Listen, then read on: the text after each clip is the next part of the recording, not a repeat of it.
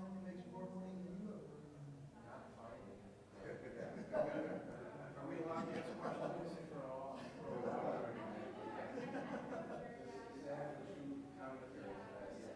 Those is trouble. Those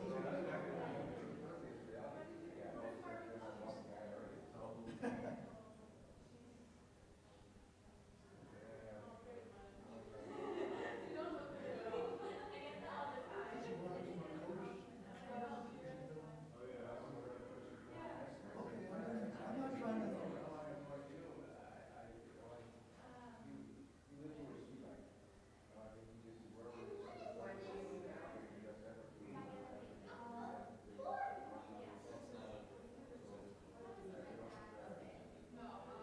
No, it's the coach. I was wondering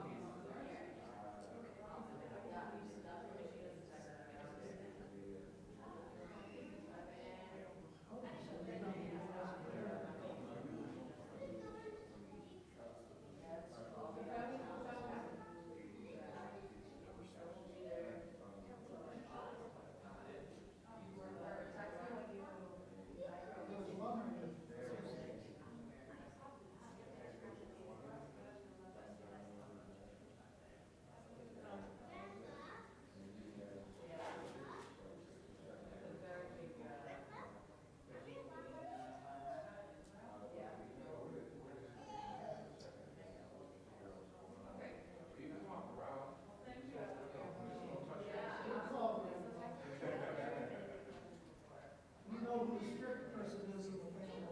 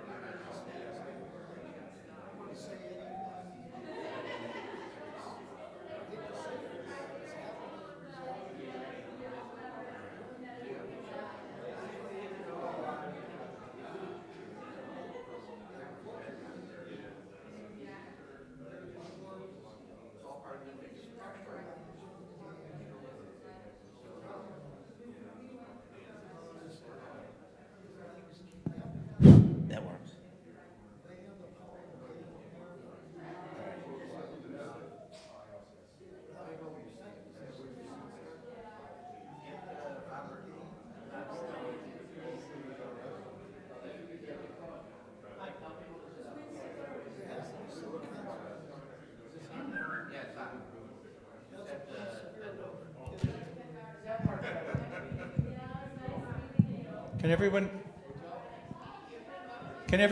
Jesus. Can everyone come in and sit down? Let's go.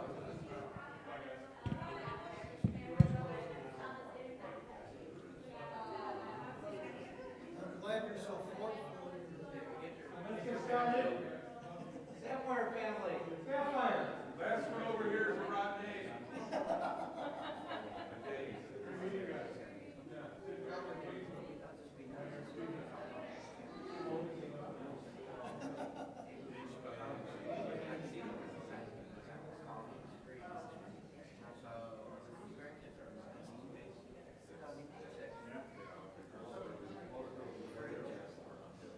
I'm glad we're all here.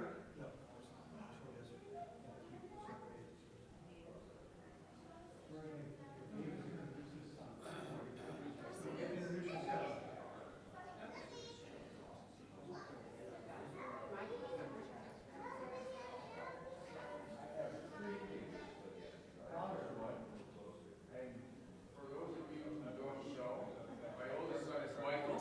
Michael. And these are my granddaughter Sunny in summer and his wife Lauren. And then the middle child is Jonathan. And the accolade, my favorite child, is my daughter Allison. Right? I thought it was your wife. Children. I'm my wife's favorite child. And I've been blessed. A lot of parents raise doctors, lawyers, whatever careers they choose. They're awesome and do well, but we want them to do great. I have a son who chose a career that he needs to share with me every day. I'm a basketball junkie, he's living my dream. And I'll let you tell him about the journey to get where he's gotten to. Go ahead, John. Can I speak loud enough to need it, or we're good? So what'd you say? I was told that normally there's about 50 people attending these meetings. So I was hoping that with the great advertising and all of the above, that I could charge higher multiple, 100 or 200 people showed up. And instead, apparently, we're like 25 30. I appreciate everyone being here. Thank you for spending time on your Sunday morning to listen to me talk. It's still kind of hard to believe that people actually care about what I have to say. But my journey really started here. The origins are here, obviously, in Buffalo, but also here at 4660 Sheridan Drive, which was Temple Bethlehem. Now it's obviously Congregation Sheer Shalom, but from my father and then obviously my grandfather, who was a founding member of the temple, if I understand things correctly. Obviously, it was a little before my time, but obviously this is a place that's always been home for me, and it's been a big part of my journey. It's 2026, and 20 years ago, right? 2006. May 27, 2006. I stood up right there and spoke, essentially, obviously, you do a lot with your bar mitzvah, but talked about wanting to have a career in basketball. And I would not be here today without the support of my family, right? They're the ones who have helped push me. There's a lot of work that goes into allowing somebody, a child, turning into a man to pursue his dreams, right? And my family's support has been instrumental and a catalyst for that, right? Because the reality is, in sports, everybody wants to work in sports. And that means it's basic economics, supply and demand. There's not a whole lot of money, not a lot of ways to really crack the top 1% without great parental support early on. And my first couple years out of college, I'll talk about my journey momentarily, but my first couple years out of college were either volunteer or essentially minimum wage in New York City. And it was their support that allowed me to pursue those dreams and that avenue. To backtracking, I grew up obviously here and loved basketball, loved sports. And it was around standing right here on May 27th of 2006 when I basically had the realization, as a lot of young Jewish boys do, that you're more likely to own an NBA team than you are to play an NBA team, right? And so from that point on, I kind of shifted from obviously wanting to play as long as I could, but I'm not naive. My playing days were going to have some sort of expiration date, to wanting to coach or be around basketball as much as possible. And I was fortunate enough to play Division III ball at Vassar, a small school in Poughkeepsie, New York, and then was a graduate assistant, grad manager at Columbia University. From there, with my parents' support, obviously financially early on, from there, spent years in New York, one as the graduate manager, two as the director of basketball operations. Our head coach, after my first year, got a job at the University of San Francisco. I stayed to finish my master's and ended up getting promoted. And then when a spot came up on his staff out at USF in 2018, it would have been, I joined him. And then after 1 year there, he got a Washington State job, and one of his associate head coach, Coach Golden, who's obviously now the head coach of Florida, got promoted to head coach, and I was fortunate enough to develop a great relationship with him, and over time, got promoted there, and we had a couple good years. 1 year resulting in NCAA tournament appearance, and that catapulted us from the University of San Francisco to the University of Florida. Obviously, we've been there since 2022, and over the last 4 years, we were fortunate enough to have a pretty good deal of success, particularly the last 2 years. Obviously, the 24-25 season culminated in a national championship. This past year, we were SEC champions and a 1 seed. Our season ended a little bit earlier than we would have hoped or expected, but it was a great run, and we hope to continue to build on that success. So that's a little bit about my journey. I wasn't really given too much of a script. I think that was kind of intentional, so I'll kind of spitball a tangent, but that's a quick elevator pitch of my story, my background, my journey. From there, though, a couple of key points I wanted to make sure I talked about before we open it up to a Q&A were obviously this being here, right? It's the door by door from generation to generation with my father, my family, and my grandfather. But then also, a big part of my article in the Jewish Journal last year was this idea, or is this idea of Rahmanis and compassion, and trying to pride myself career-wise on that. All right, so that's important to me from Jewish values standpoint. And then two important things I kind of live by, right, is everybody wants to be the one who scores 20 points. Everyone wants to have a corner office. Everyone wants to, not everyone wants to have the attention, but a lot of people want to strive to obviously reach the highest levels in whatever passion or field, whatever it is. One thing that's really important that we talk about all the time is, one, to be a star in your role, right? Whether it's in basketball, whether it's being the one doing the dirty work, getting the rebounds, setting the screens, whether it's being the secretary, whatever it may be, being a star in your role is incredibly important.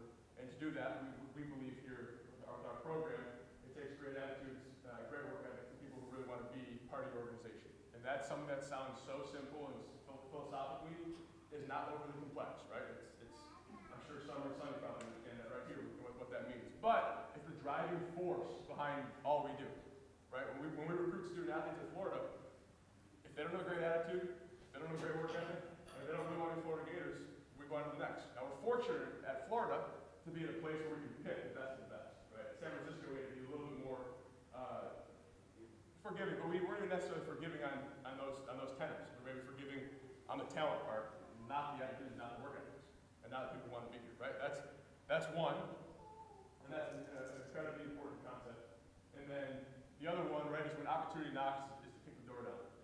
When opportunity knocks, there's a chance to kind of have an opportunity, and Coach Golden's done a really good job with this. We talk about it all the time. As he was given, as he earned, but at 34 years old, the golden opportunity, no pun intended, to be head coach of the University of Florida. That first year, our talent stunk, all right? And I remember sitting in the office after we got our ass kicked at, pardon my language, at the NIT, which we had a joke about last night, by UCF. We finished 16 and 17, or I don't remember, 17, 16, whatever the heck it was terrible. Not good enough. It was one of the tough seasons that you have 3 more of those to get by. And Coach Golden, we met as a staff and basically said, look, this is an opportunity for all of us. Obviously it's his personal opportunity, especially, particularly financially, but to do this, to make it, to be, we're the biggest state. We're not in San Francisco anymore. Coaching on our staff came from Mississippi State, they came from Richmond, they came from San Francisco, they came from UNLV, so nobody's got the cachet of a school like Florida prior to that. And he said, for all of us, this is our opportunity, right, in terms of having the right people on the bus. This is his opportunity to make sure we have the right people on the bus, clear out what we need to clear out, take advantage of what we need to take advantage of, but we're not going to allow people with bad attitudes to sacrifice our golden opportunity. And it really has been the hallmark of that particular spring. I don't know how closely you guys follow our program, but Thomas Houck and Alex Condon, two guys who've been the Mount Rushmore Gators, and then Walter Clayton, who obviously was a first-round pick last year and probably the best individual Gator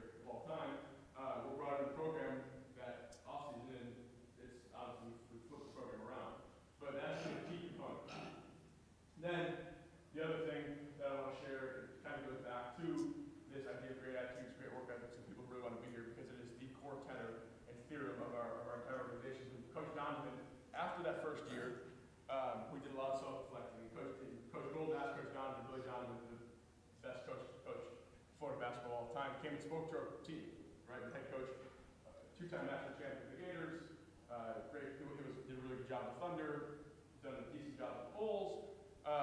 He came and spoke to our team, and unprompted, right? We intentionally did not want to kind of joystick the conversation.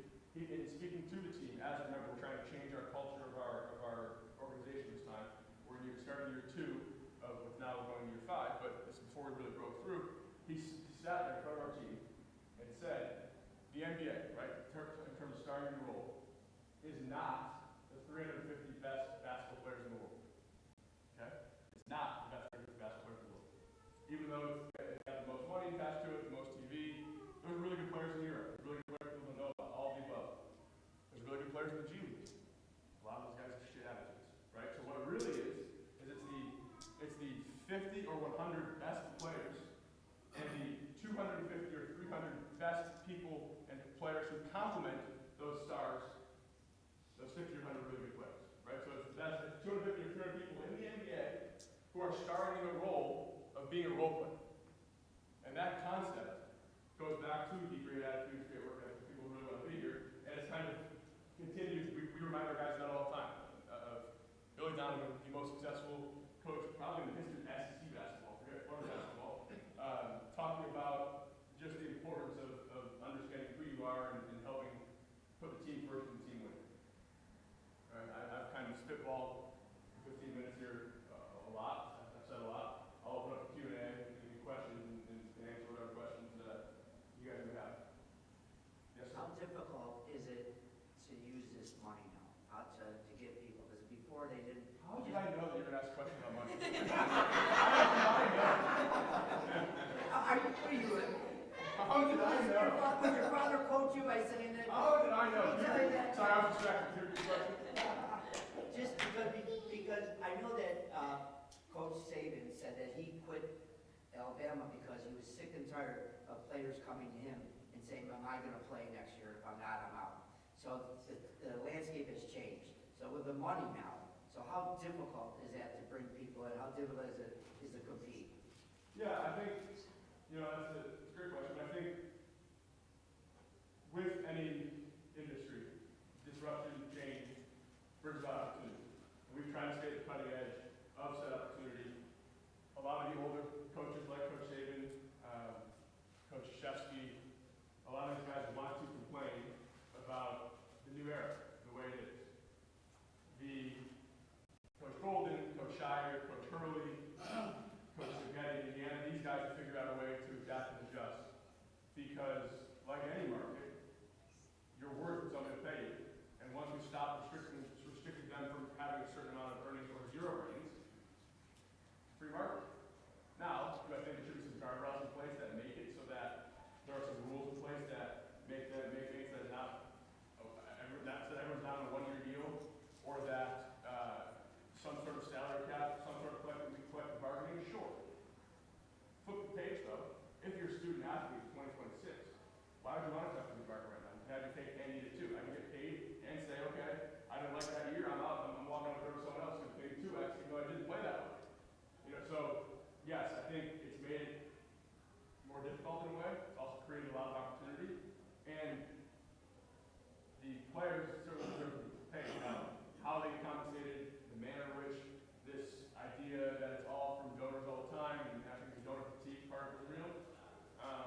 Because the difference, obviously, with pro sports and with college sports is when a pro team pays the players, the owner, over the course of time, pro sports growth and dollars and net worth of the team, there's been a straight line up, right? So the owners who are paying the players to get production and wins and more money, and then alternatively, additionally, the franchise value is going up. When our donors pay our players, they're doing it for emotional ROI. They don't own the program. They don't have equity in it. So while, yes, in the last 5 years, we've raised the profile of Florida basketball, which has helped the university, which means people like Sarah from Buffalo want to come to Florida, admissions through the roof, right? There's a lot of great growth with the university as a result of sports skyrocketing, but our donors don't see any of that, right? So finding guardrails, finding a way to make it all work in the middle is definitely necessary, but it's certainly better than where it was before, because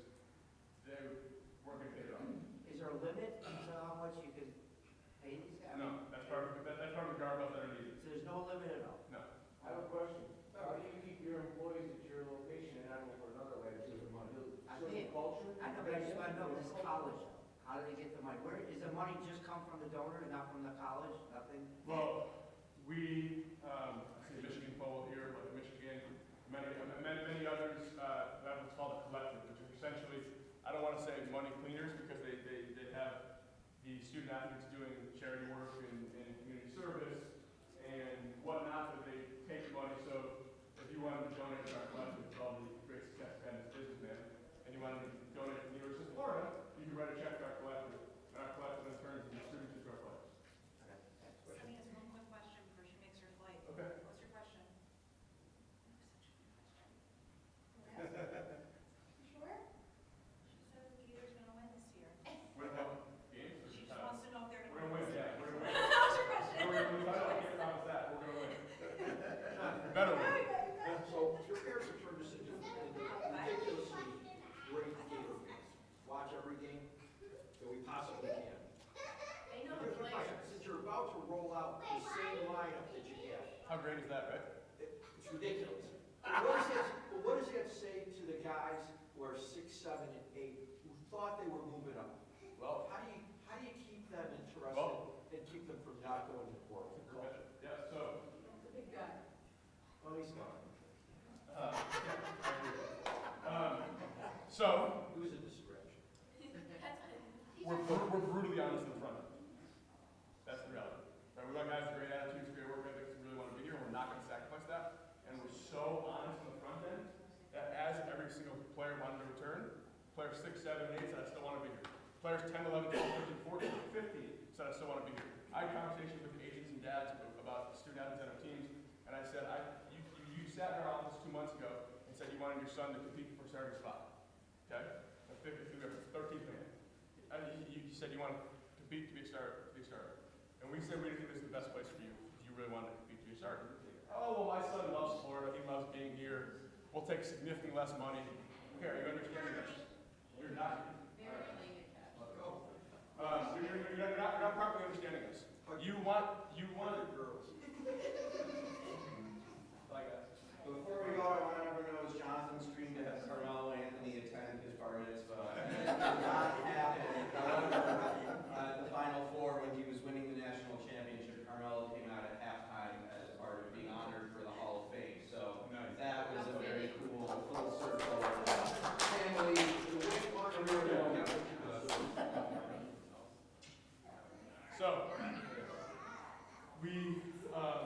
So he's at our office. This is the dad and the agent, myself and Coach Golden, and said that we want my son to be a starter. And we said we're not talking the same way. Love him being here. We don't want to lose him, but if you want him to compete to be a starter, go to Georgia, go to LSU, go to Mississippi State, go down to level. We're a top 5 program back-to-back years. Your son's a really good player. We have a lot of really good players in this program.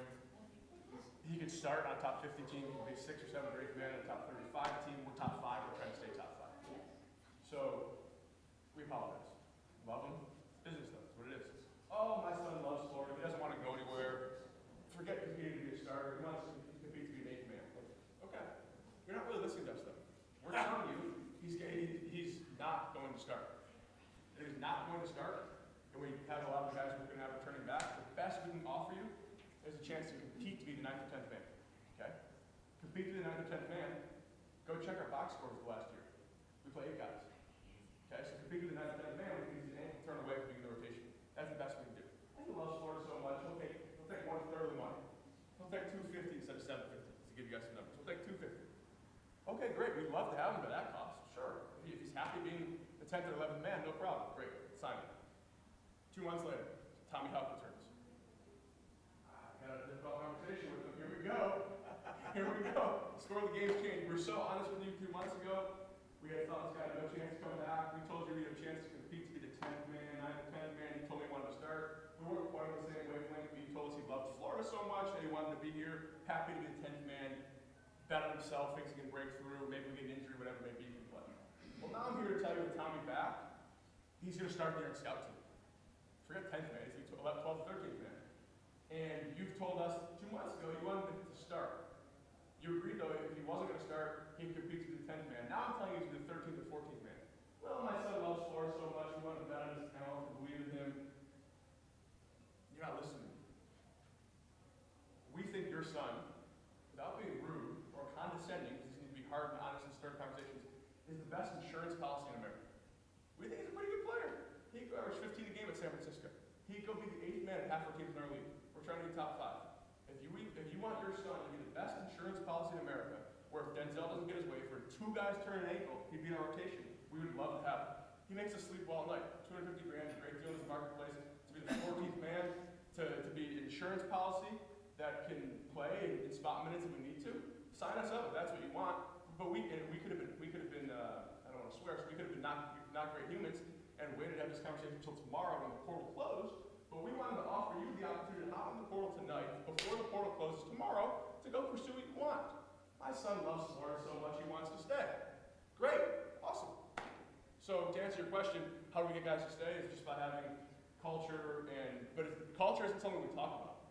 Culture is just how we operate and the honesty with which our actions, and then the honesty in getting guys to buy in to our vision on the front end, so that when things come to fruition, they believe in us, they have trust in us. Because we know, to his point, that with no rules, our guys are getting recruited for college schools all the time. The same thing we're doing. It's life. We know they're getting recruited all the time. All we can do is put our best foot forward every single day, and hope that's good enough to retain them. We've been incredibly fortunate that nobody wanted to leave. Almost to a fault. So as assistant coach, you're on the bench, obviously, during the games. Yep. And I was just wondering what your job description is when games going on. Do you ever spot anything where you go to your head coach and mention something to him? Yes, so we will, at media timeouts, whoever scout it is, so each assistant coach gets assigned scouts. So there's 33, whatever it is, regular season games, we'll break them up, 8, 6, or whatever, if I am scout. The scout is the preparation for the opponent, so all the tendencies, yeah. So you're in charge of a certain amount of games? Yeah, And then you, all right, so you prep for that game? I Okay. Make sure we watch it. Yeah. Full disclosure, he's taking it hard. I also had Texas Tech, almost another bad one. So those media timeouts are about 3 minutes in length. The first minute, Coach Gold will meet with the scout coach, so we'll huddle up right here, and he'll be right here,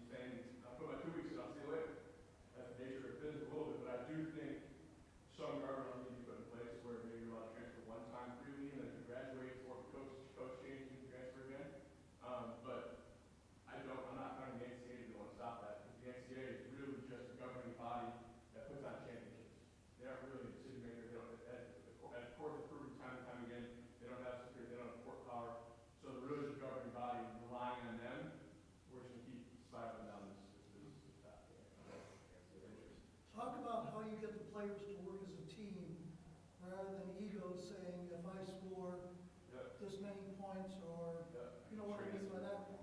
I heard that you use some type of analytics to keep track of the players and share that information with them. Can you just Yeah, give so us? that's kind of two separate thoughts. We have a lot of different analytical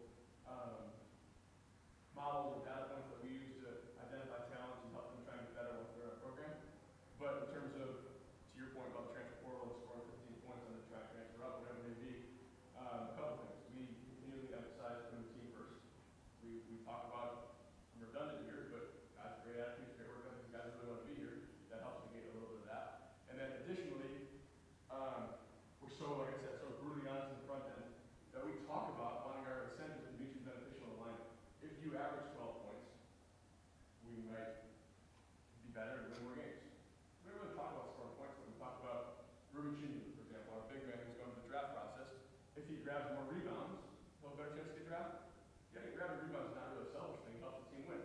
Boogie Fland, our point guard, if he averages 7 assists, he'll get drafted back. So we want to have, or win a lot of games. The year we won the national championship, our 3 guards got drafted. None of them were on draft boards going into January.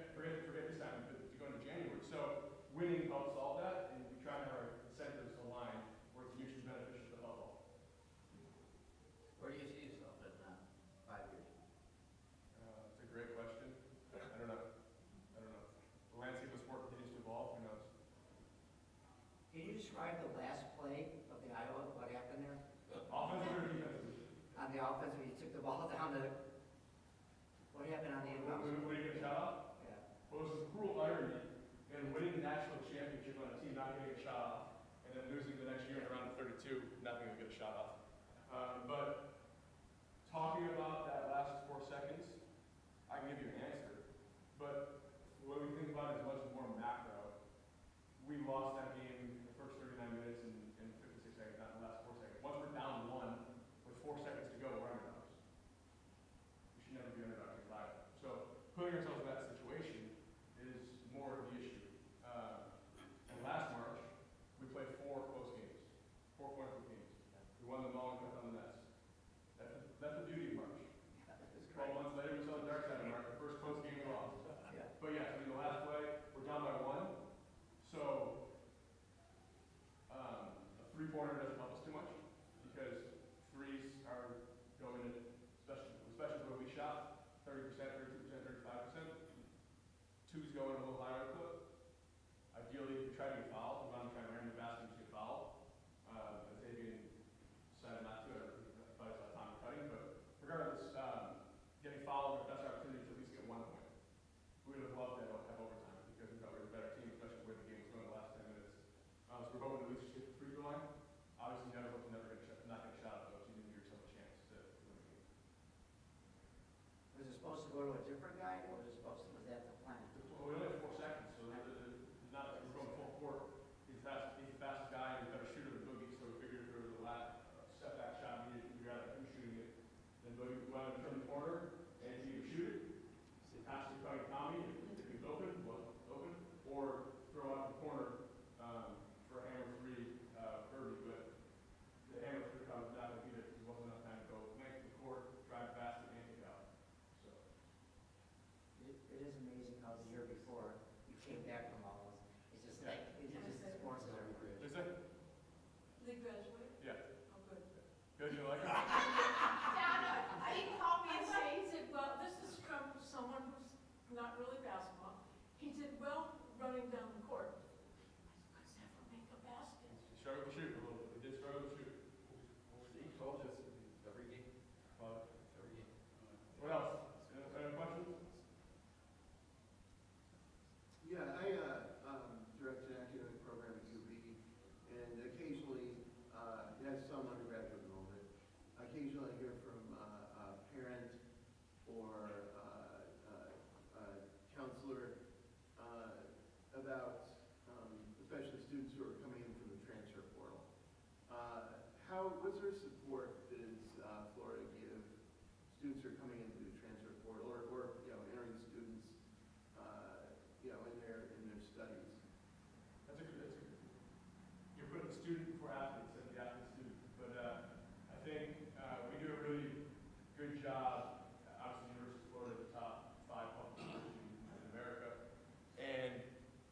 actually had a little bit of a competitive disadvantage in recruiting because we're so strong academically that we have a hard time doing third year. So once you're past, they don't want you to, unless you come from Princeton, like they do, they don't want you to steal a Florida degree.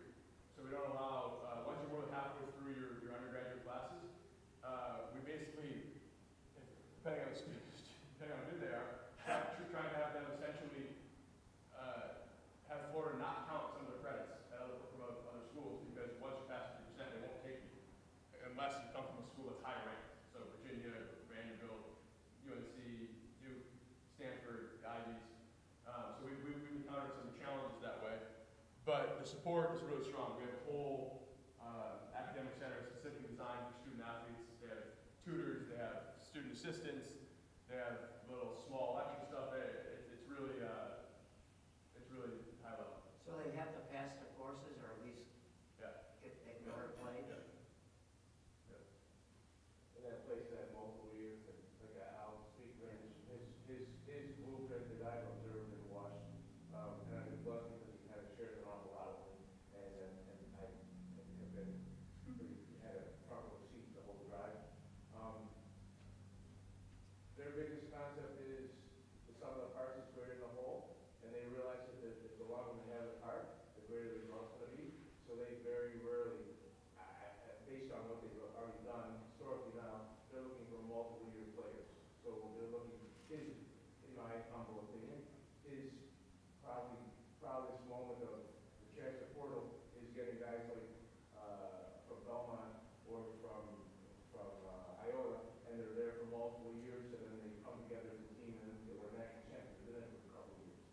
I think that the culture factor that they've demonstrated, and I get to be firsthand down there because it's wonderful how much they never use the word family, and you should have. I think the biggest thing he's ever learned from 46 shared drive of multi-generational Jewish values is that family matters, and they are a family. And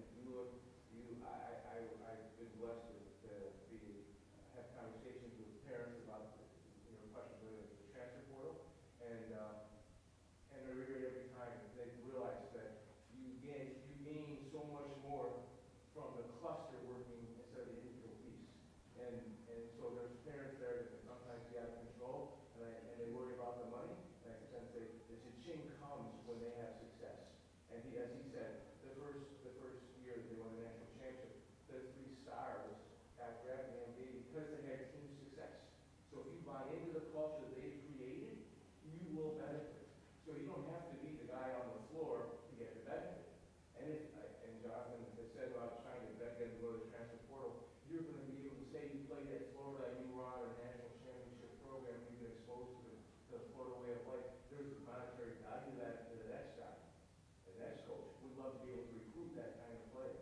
And so his beauty has been that, and to your point, Barry, their transfer portal, in the other aspect of it, does make you a fan of the name on the front, because the players are, the name on the back is changing so often. So if you're really a UNC fan, you're cheering for North Carolina, or you're cheering for Florida, and you hope he can get the best talent each year, because you want Florida to win. It's great that Jonathan House is a great kid, or Alex Stein, the kid that Jonathan found in Australia, is an awesome kid. The bottom line is, they're awesome kids, but those owners want them to be awesome Florida winners. And so that's the game plan. And I have spoken to parents and family, education matters. And yes, they don't make a mistake. There's no, and I know a couple coaches that you meet, and they have the same attitude. Like, if you're going to class, you have to stay eligible to play. And these guys, chase that. And we don't talk about family that much, because we don't talk about culture, because it's just kind of an everyday thing. Right. Our culture's strong, it's a family atmosphere, which is why nobody wants to leave. And to your point about Florida, we've developed a reputation with our front court of being the best front court in America, of having, there's a tax, premium on bigs in the portal. Schools were clamoring to get our 5th or 6th big, not even talking alley, but that didn't end up leaving. Victor Meekers, for example, I had many schools from about 50 to 150 on offering or saying they'd pay him a number that we wouldn't believe, 2 or 3x what we offered him to be our 12th man, 5th big, and he doesn't want to go anywhere, but it has to do with us and the culture and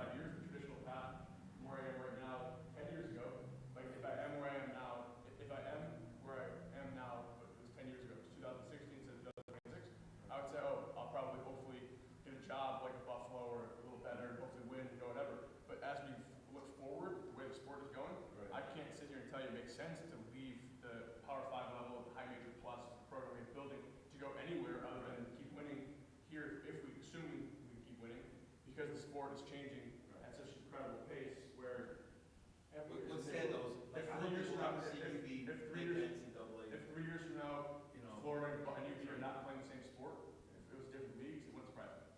I just don't think we'll ever see Buffalo make the Think NCAA. relegation soccer, European soccer. Yeah. That's what- Jonathan, can you describe the booster that sits next to the coach every game? That's what you do, you know, what Can you about? describe it to everybody, He's, pretty who he is and what he does? He's and- pretty I think it's his wife you're talking No, about. We made a lot of money, we made a lot of money in, car, CRM sales. So what does he do? So explain to Nothing me. now. And I know, but what does he bring to, that he gets to sit next A to? lot of money. A lot of money. He put his name on the training facility. Yeah, but that, nobody put names on the table, nobody put names in buildings anymore, but just give money to players. Right, but I'm saying, he. So that's what he And does. there's a plaque on the seat that says this seat is reserved for. It's not just Florida, if you watch any major college game, that front row now is the biggest money guy, that they're buying access. Wow. So that's what that guy is. Pretty odd. I just want to. You know the Jewish term nachas? I should, but It no. means like your heart swells, and it's like parents, you know, for children. And, you know, seeing you know, your parents, the nachas they have, but you bring a lot of nachas to our whole community. You know, we go around and a lot of people are watching Florida over here because, you know, like I didn't even watch college basketball until Florida. From like the 1980s, because it just, you know, forget the transfer portal, I mean, they used to have 4 or 5 year NBA players for these sports.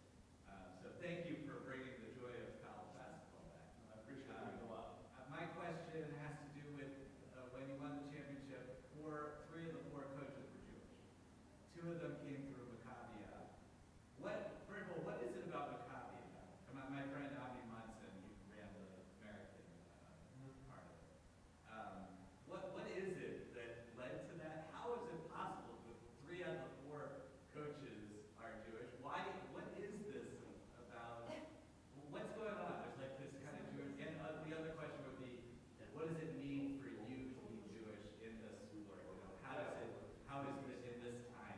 Yeah, no, I think 3 of the 4 coaches in the final 4 years have been Jewish. Is it chicken or the egg? Is it, do we happen to just be the best coaches? or a little bit of luck? You know, probably a little bit of both. I think as we move forward here, Golden and Shire, Pearl obviously retired, my son will do a good job. There's a lot of quality coaching in the Jewish community. It kind of segues this intersection between 2 questions, right?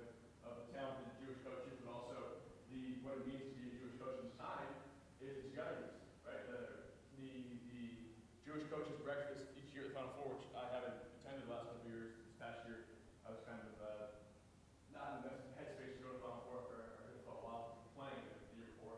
Last year, couldn't go to the fortunate of playing. Last attended it 3 years ago, but from what I've been told, the turnout is just getting bigger and bigger because of the time we're in, how much more important it is to stay together, to look out for one another. To your point about 3 and 4 coaches on our staff, we have 5 Jewish coaches. So they're trying to look out for each other, trying to help out. But yes, it means a great deal during this time specifically to obviously be proud to be a Jew, but to not run away from it, not shy from it. 5 more, you guys. Exactly. And to his point, I did go to Jewish coaches breakfast 2 years ago, when he wasn't able to go, and there was over 250 coaches there. There's more than 300 Jewish coaches in the landscape. We have a whole congregation. Yeah, we have a whole congregation. And for those of you that just watch a lot of college basketball and commentary, I'll let you know that Frank Fraschillo was the guest speaker at that breakfast 2 years ago. And even though his last name ends in a vowel, he is really, really, really supportive and one of us. He was awesome. And it was very upfront and visual because of 3 out of 4. And the atmosphere there was, in that room, was like, wow, like they can do it, so can I. It was a collective, it was a fun atmosphere for that breakfast. But what about the Maccabi games? What is it about these? Well, I mean, that's survival of the fittest, right? That's the cream of the crop, and I don't think it's a surprise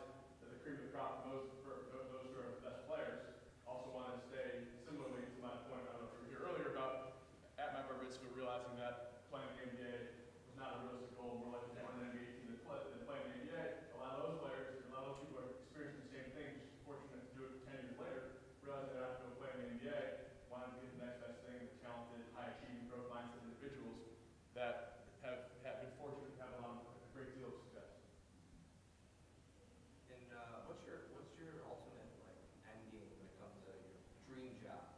Do you want to coach in the NBA? Do you want to stay in college? Do you want to be a head coach in college? So early on, I thought, I don't know. I don't know the answer. No. I don't know. I don't know the answer. I thought early on college basketball coach and then NBA GM and then maybe an NBA head coach. The reality is in 2026 kind of all meshes. Being a college head coach or where we're at right now, GM for college space, the NBA has kind of come to college basketball in a weird way with roster building, and alternatively, college kind of come to the NBA. Almost unfortunately, to your point about year-to-year deals, we're in the NBA now. The transfer portal is basically NBA rates. Players are changing. Role players are changing teams in the NBA now every year. So I don't know. Check it out. But then some will, if you keep on winning, they probably look at the assistant coaches and help the coach to win, right? For example, UConn made three national championships out of 4 years, won 2 of them, and their top assistants got Boston College jobs. So there's paths for it. I think as this iteration in sport keeps evolving, that at some point, the last couple of years, a lot of ADs have wanted coaching experience. Well, we're not running the assistant at Florida or the head coach at basketball. I run the assistant at Florida, but I don't have head coaching experience. So there's a give and take, and I think as it keeps evolving and the separation keeps growing and growing, ADs and decision makers will kind of continue to look inwards towards power forward women. So we'll see. And no rush, but hopefully we will. I happen to be a soccer referee at all levels. We look at films about the players before the games. How much do you look at referees before the game, and how do you tell your players to play to what the referees will allow? We don't, with regards to our players, because we want them to think as little as possible, being as freely as possible. So all the analytical models we use to do, we break it down ourselves and kind of decipher it to them very layman's terms.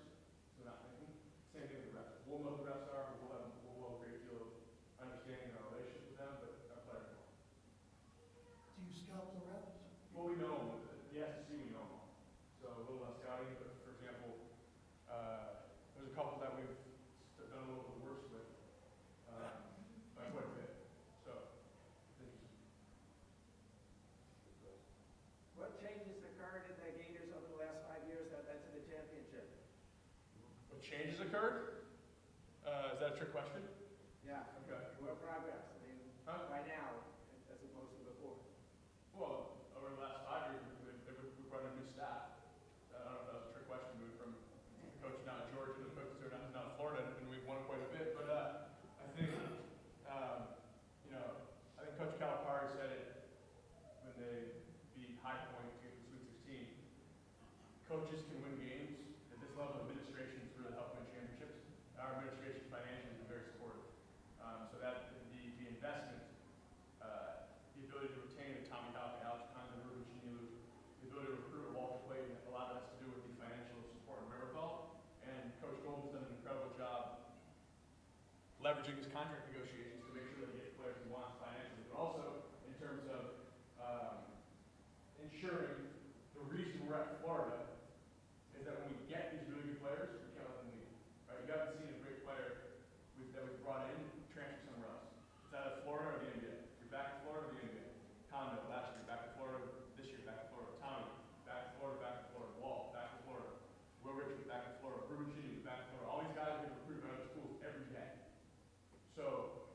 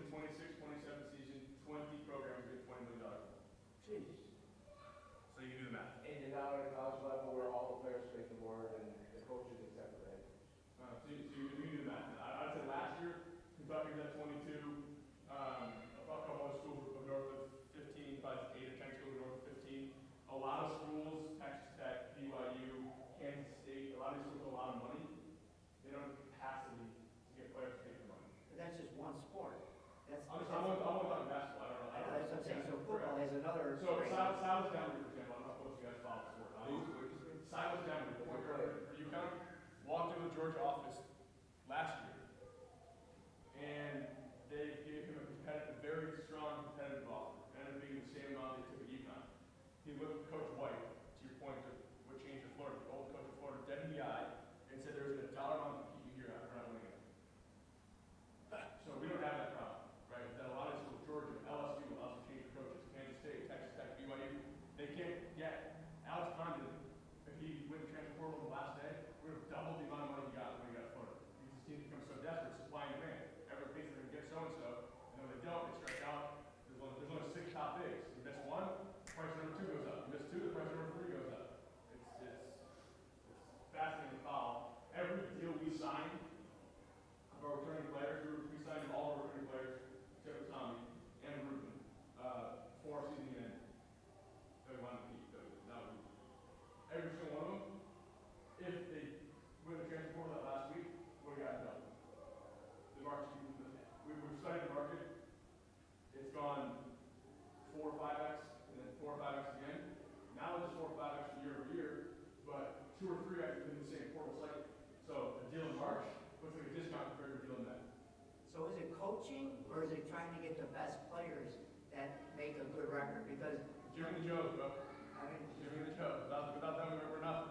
Don't forget it. I know, but it's just, what's the difference between a Calipari and a, goal, what's the difference? I mean, like Cal, for example, I think has always had really good players. I don't know if their in-game strategy and their scouting is the best, but he won a national title with a lot of ways to skin a cat, but it's about having the best player. He's very modest, but the reality is he's very large on analytics. He never really used that word today whatsoever. But one of the skill sets that he brings to the table, and it's basically the original mentor, Kyle Smith, the coach you mentioned originally, probably from the West Coast, where he worked at St. Mary's, is a concept of the things that basically Jewish ball players know forever. Because Jewish ball players aren't the best athlete on the floor. So they know that they have to get their hands to head deflections, be the first guy on the floor for a loose ball, keep the rebound alive. All the little nuts and bolts pieces to make the team the best they can be. That's why the Jewish guys all excel at, the majority of them. Or they were that little white kid in the back where they could shoot the 3-point shot from 20 feet away off the screen. But they weren't the one that was getting the rid of dunking. So they have coached with a mindset of it's not just about putting the ball in the basket, it's how do we get the ball in the basket with the rest of them. And that's where their coaching comes into play with teaching and scoring and showing kids that you can get lane time because you just left 5 passes and 3 minutes around the time. Because you cut off the guy that was going to the basket from point A to point B, you had the IQ and the training and the teaching to know that the shortest line is this half to take the right angle to defend that spot. And those are the things that he has gotten kudos for, that he's very modest about, that he mentioned, that he brings to the table that Todd Golden and the staff have brought into. So that they have brought in his 30 years of fantasy football, fantasy baseball, and tell his father and analytical and applied it to the reality of it, so that makes the best collection, the best unit, not just the best athlete on the floor. And that's part of why those kids have all stayed, because this staff, his mindset has made these guys better players. And then there's more value to that. And then the flip side is, and he does have fantastic. And the flip side is, now it's all, it is a money game. But he's been able to sell the concept into some of the partners bring the whole, another year here, it's going to get you more of their active. Sure, we organized the Data Sapphire speaks next Sunday. I'm not doing Jonathan, this, all you gotta do is ask your dad something, and it'll go on. One more question, we're gonna head out. Forgive me if you addressed this earlier before I came in, but from a recruiting perspective, where do you rate Tiny Goblin? I don't know the name. So. Orthodox player. Oh, the one you submitted to the Yeah. game? Oh, I haven't watched him that closely, so I can't give you a great answer. Yeah, well, no problem. But one of our coaches, assistant coaches, who came, so they're excited about it. Yeah. Thank you for your family service. No problem. Thank you for having me. Thank you, John. Couple more questions. I'm asking him, not you. Here we go. Other than Lee, who is your list for next year? Mike. And Mike. Oh, Hanlon. Yeah. Oh, Hanlon.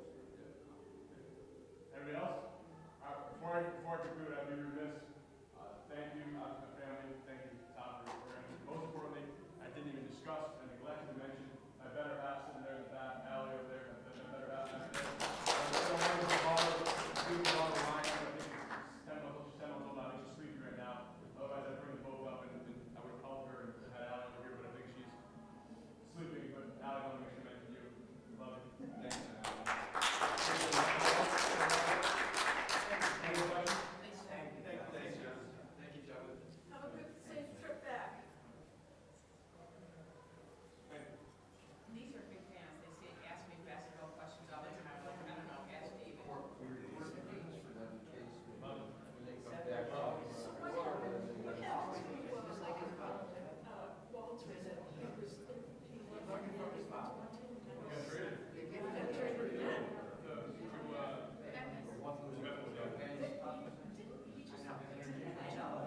He taught him how to talk. He taught him how to talk.